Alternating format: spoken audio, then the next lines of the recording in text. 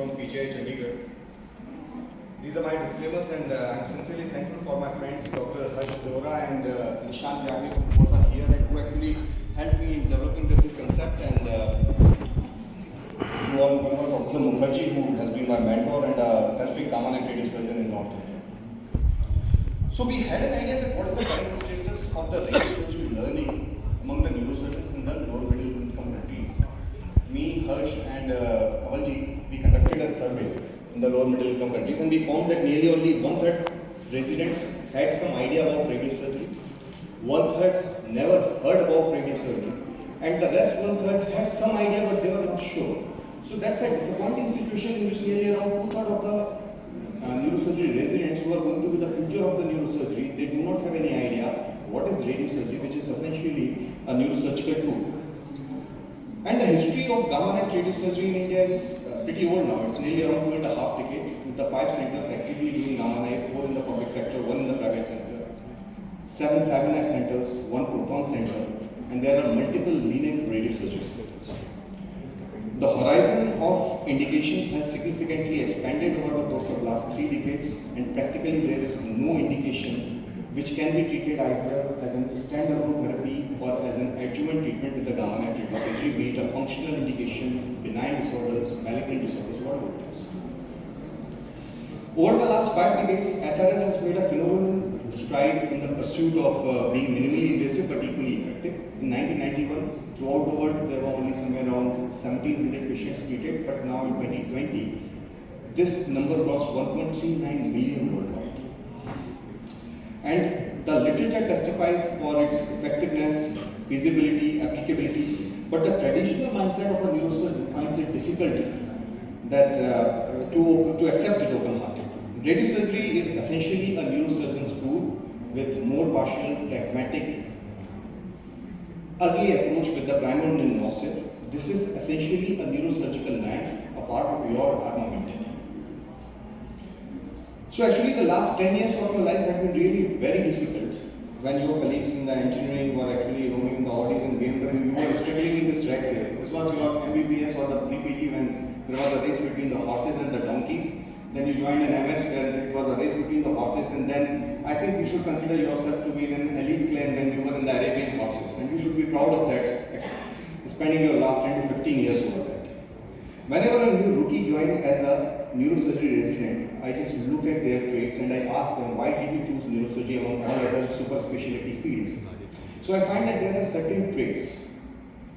Those traits decide your character, your personality as a neurosurgeon, and most of them love the drama inside and outside of the neurosurgery. OTs. We like blood, so did Kabir Singh did. Do you remember he is an orthopedic surgeon? Sorry, the sound is not coming.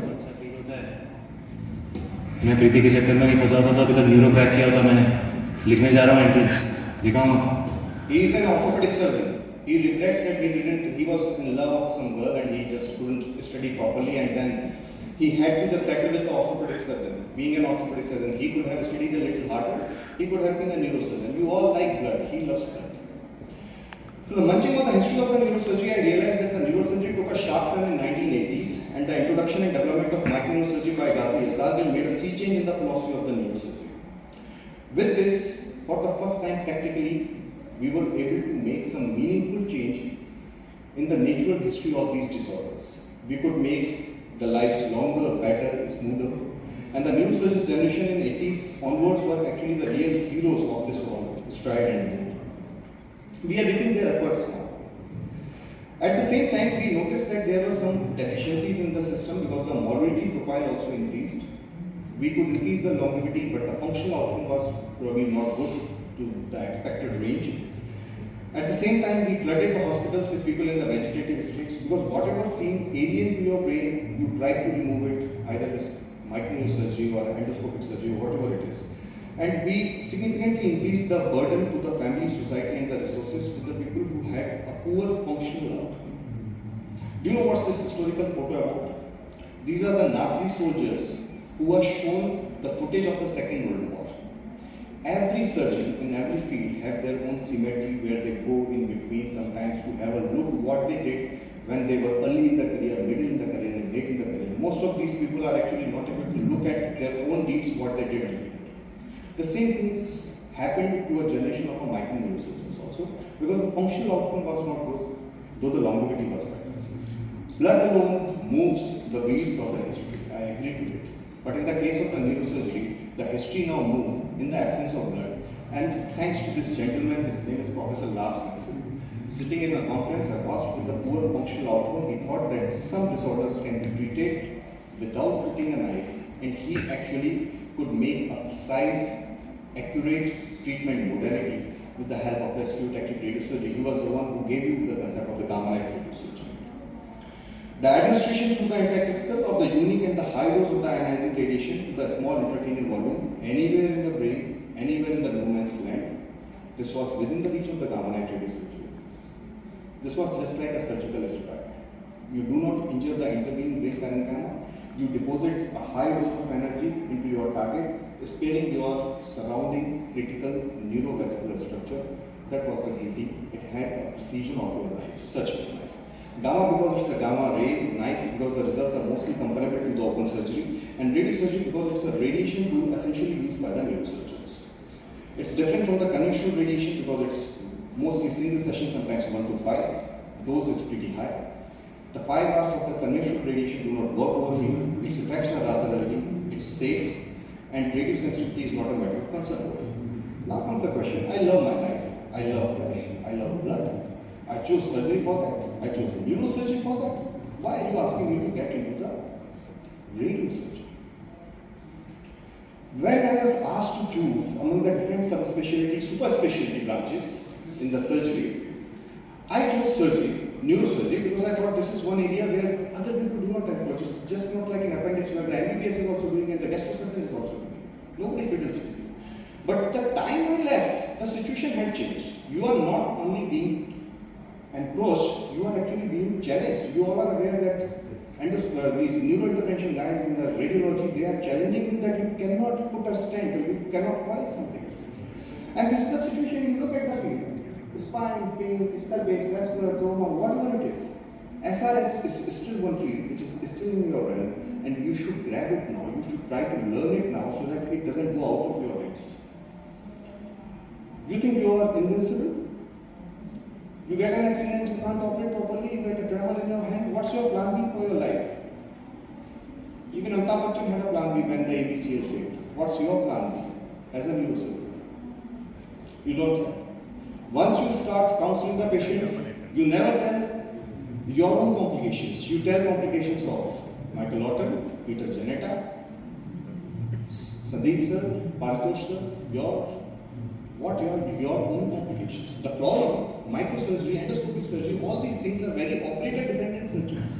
But if you have a certain level of a radiosurgery, your results are mostly reproducible. That might be good for your own ego, but for a new learning neurosurgeon, that's actually a difficult situation, and that's bad for a patient. So this patient tried twice by some microneurosurgeon, failed, came to me. I didn't burn my hands with it. I just gave radiosurgery in a 5 fraction. And if you can look at the left eye, the patient had a complete visual recovery, and the volume was less than 20% within 6 months of gamma ray radiosurgery, and the patient is completely well now. He is coming to me now after nearly around 5 years ago. So Dr. Paritosh Pandey asked a question on Facebook Monday, in between loyalty and morality, what is more important? You are considered like a revision in your own club of the neurosurgeons because you are challenging your own field. So I think being revision is okay. Because revision follows the dharma, and for neurosurgery, the dharma, or in medicine, it's the evidence-based practice. And now with the rich literature in your support, you are actually following the dharma if you are choosing your knife wisely. It's not a poor man's surgery. You need a proper patient selection and a proper selection of your knife.